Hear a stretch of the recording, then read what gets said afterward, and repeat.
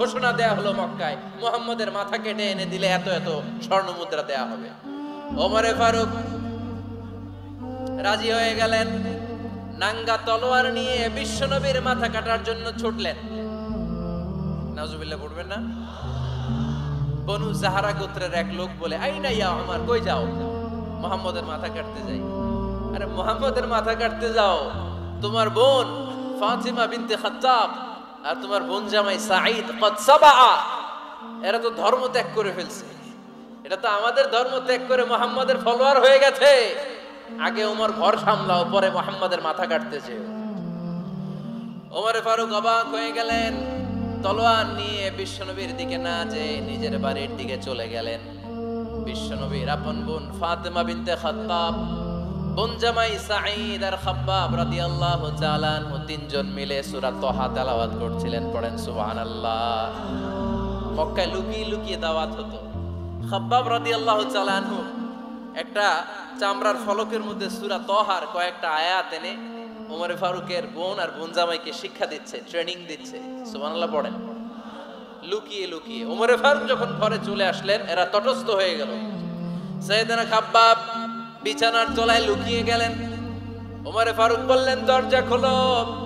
ফাতিমা বিনতে খাত্তাব দরজা খোলার পরে নির্মম ভাবে সাইয়েদনা ওমর রাদিয়াল্লাহু তাআলা আনহু বোনের গায়ে আঘাত শুরু করে দিল। বোন জামাইকে আহত করতে শুরু করলো আর বলতে শুরু করলো, তোরা পাগল হলি কেন? কি আছে ওই মুহাম্মাদের মধ্যে? কি জাদু নিয়ে সে এসেছে? সে যাই বলে লোকজন পাগল হয়ে যায়, সবাই তার উপর কালিমা পড়ে ঈমান এনে ফেলে। কি এমন জিনিস তোদের কাছে আছে যেটা দেখে মুহাম্মদকে তোরা ভালোবাসলি? কি আছে? কি পড়তেছিলি আমারে দেখা। ফাতেমা বলে, ইন্নাকা রিজসুন লা ইয়ামাসসুহু ইল্লাল মুতাহহারুন। ও আমার ভাই ওমর, তুমি নাপাক। তুমি কি? লা ইয়ামাসসুহু ইল্লাল মুতাহহারুন, পবিত্রতা অর্জন না করেই কোরআন ধরা যায় না। সুবহানাল্লাহ পড়েন। ওমরে ফারুক গোসল করে আসলেন, কারণ ধাক্কা তো আগে কয়েকটা খাইছে। কথা বোঝেন নাই বোধহয়?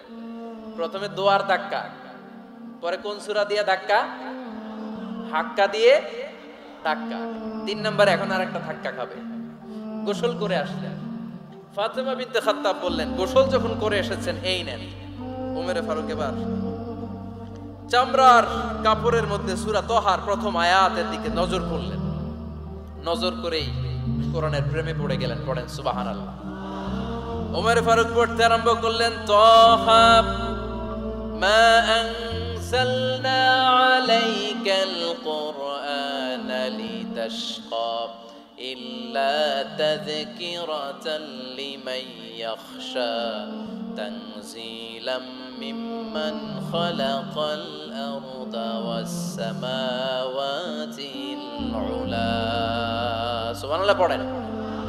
উনি পড়তে আরম্ভ করলেন, তাহা মা আনসালনা আলাইকাল কুরআনা লিতাশকা, এই কোরআনকে আমি তোমাদের হতভাগ্য জাতি হিসেবে দুনিয়ায় থাকার জন্য পাঠাই নাই।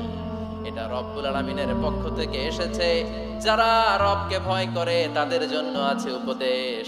যিনি আকাশ বানিয়েছেন, জমিন বানিয়েছেন, ওই আল্লাহ তাআলা নিজেই এই কোরআন পাঠিয়েছে। আওয়াজ করে পড়তে হবে, আল্লাহু আকবার। উনি খুব ভালো আরবি জানতেন। সূরা তাহা পড়ার পরে আর ধৈর্য ধারণ করতে পারে না। ওমর ফারুক ছোট্ট বাচ্চার মতো কান্না শুরু করে দিলেন। আল্লাহু আকবার।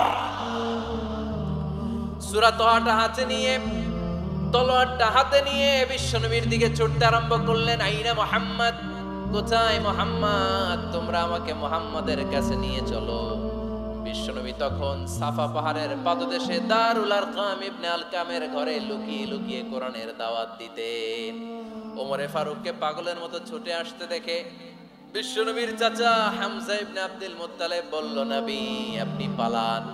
ওই যে খাত্তাবের বেটা ওমর আপনাকে অপমান করার জন্য, আক্রমণ করার জন্য তেড়ে এসেছে। সাহাবীরা বললেন, নবী আপনি পালিয়ে যান, আমরা সামাল দেব। বিশ্বনবী বললেন, না আমি পালাবো না, বরং তোমরা সরে যাও। ওমর ইবনে আল খাত্তাবকে আমার দরবার পর্যন্ত আসতে দাও।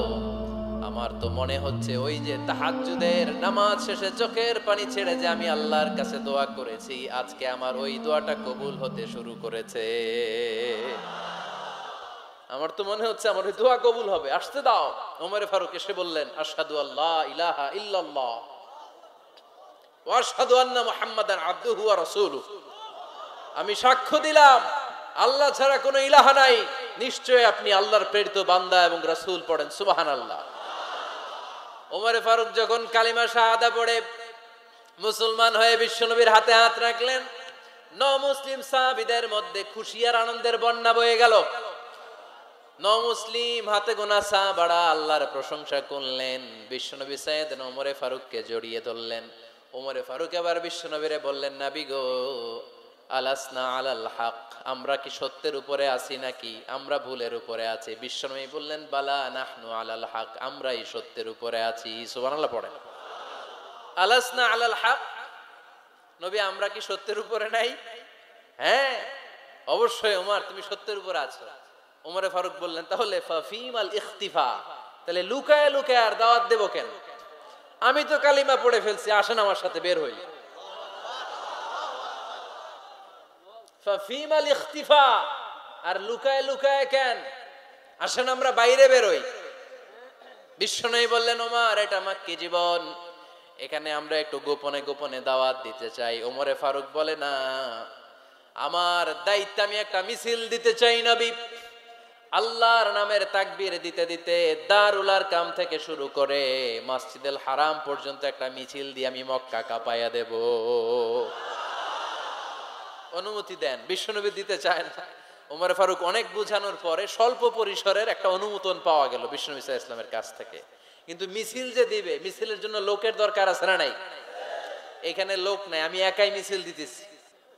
এটা জমবে, মিছিল জমবে। খুঁজে উনি 11 জন মুসলিম সাহাবা পেলেন। কয়জন? ওমরে ফারুক বললেন, 11 জনই সই। এই 11 জন নিয়ে আমি আল্লাহর নামের তাকবীর দিব। 2 লাইন করলেন।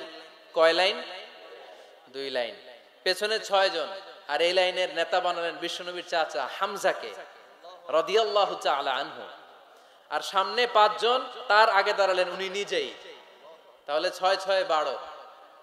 বললেন, এই 2 লাইনই আমরা তাকবীর দিতে দিতে, বেশি না, এই দারুল আরকামের ঘর থেকে, আপনারা জানেন যে সাফা মারোয়া এখন যে সাই হয়, এই সাফার পাদদেশে ছিল দারুল আরকামের ঘর।